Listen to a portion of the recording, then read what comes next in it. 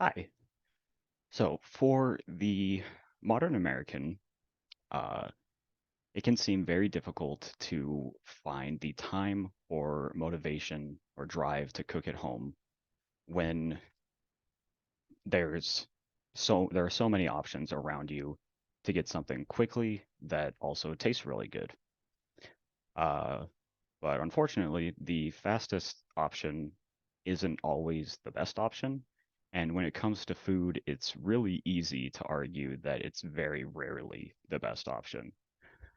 For a lot of people, though, being or eating healthy or unhealthily is just a choice you make. But unfortunately for me, it was a complete necessity, as I have an autoimmune disorder called multiple sclerosis, and it is exacerbated by a lot of what is overused in the fast food industry.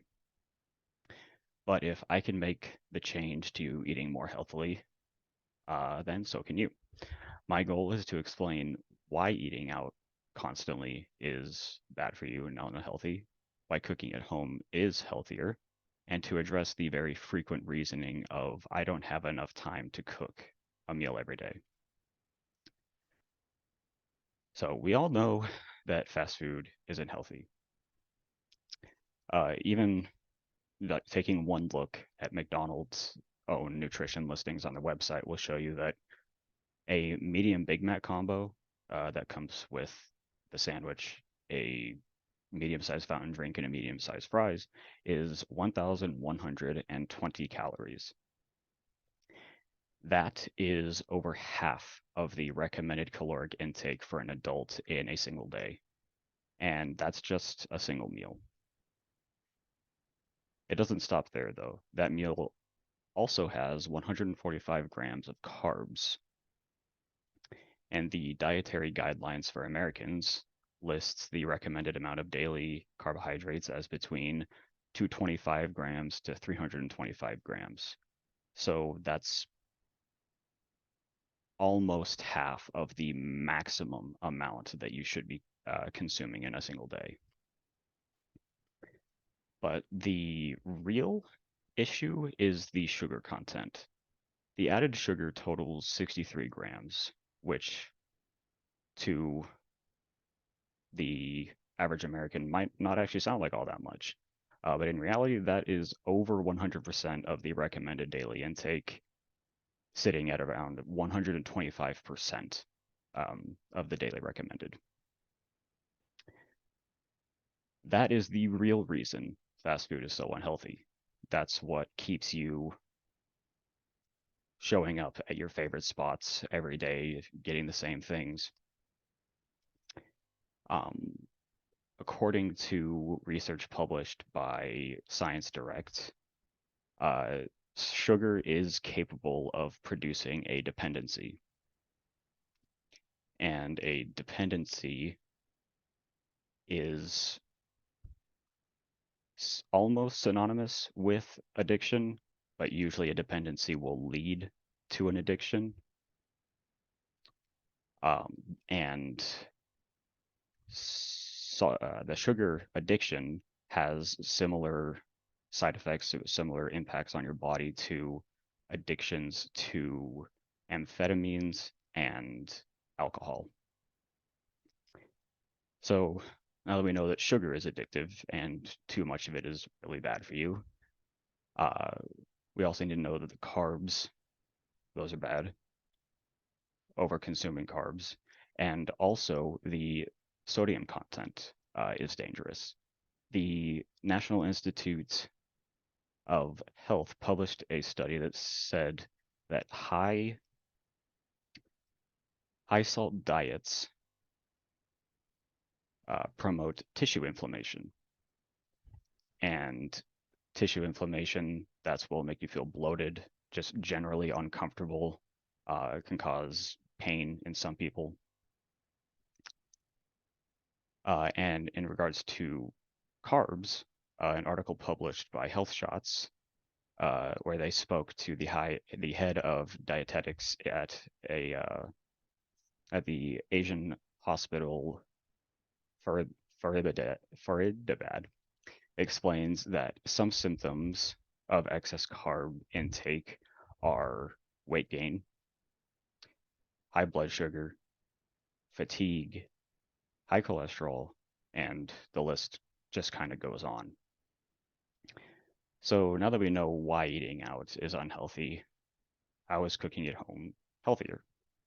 Well, the simple answer is that you get to choose what goes into your food. Every ingredient is something that you have personally picked. You can control the portion sizes, the seasoning, everything. But what it really comes down to is you aren't using the same processed ingredients fast food restaurants use that are so loaded with that excess sugar, sodium, and carbs.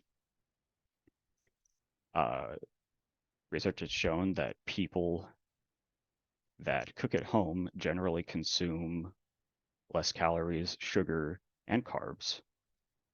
And that is according to a study conducted at Johns Hopkins University. Cooking and, cooking and eating healthier also has psychological benefits. Um, Joanna Joanna Rees of Edith Cowan University did a study where she found that people who cooked frequently and built confidence in the kitchen also tended to be more confident in general and also led to higher self-efficacy, uh, both of which are beneficial to both mental and physical health. I can personally vouch for these benefits. Uh, when I stopped consuming so much fast food, when I started cooking at home, I started to not only lose weight and have less multiple sclerosis related flare ups, but even my psychiatrist noted that I was speaking more confidently and was in general more positive. And something that I can show is this was me when I was about 285 pounds. Um, this was about a year and a half ago. And since I stopped, well, since I cut out fast food and started eating at home, cooking at home, I've lost about 60 pounds to where I am now about 220. And so this all sounds well and good, but what about the practicality of it? Where do I find the time to cook? Well, there are a few ways. One is meal prep. It's kind of daunting and it can seem really frustrating to have to take time out of your day off, but uh, it is very beneficial to just take that 1 to 2 hours at the beginning of a week or at the end to prepare for your work week. Another way is to make it social. Cooking with your friends is a very easy way to make it feel like less of a chore. Um, I understand that it's still time and that people are busy. I'm a full-time student and I also have a debilitating illness and I still have found time to cook. It is possible. You'll have to sacrifice a little bit of time, but it is well worth it in the end. So in conclusion, avoiding unhealthy fast food and cooking at home has numerous physical and psychological benefits, and there are numerous ways to fit in a home cooked meal in a busy schedule. It doesn't have to all begin at the same time. You don't have to cut out everything all at once. Just start with one meal a week and see where that takes you. Your future self and your own body right now will thank you for it. Thank you.